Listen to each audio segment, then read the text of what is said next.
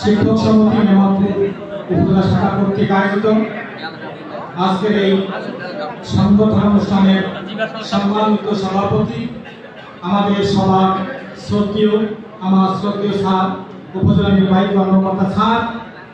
আজকের অনুষ্ঠানের মধ্যভূমি উত্তরবঙ্গের কৃতি সন্তান, নেমাতপুরের মাটি ও মানুষের নেতা, নেমাতপুর উপজেলা বিএনপির সম্মানিত সাধারণ সম্পাদক, নওগাঁ ১ আসনের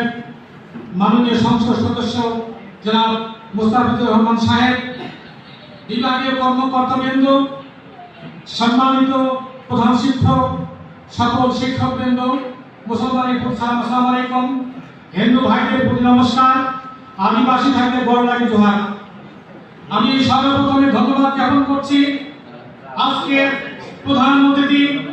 আমাদের নয়নেরমণি মাননীয় সংসদ সদস্য জনাব মোস্তাফিজুর রহমান সাহেব।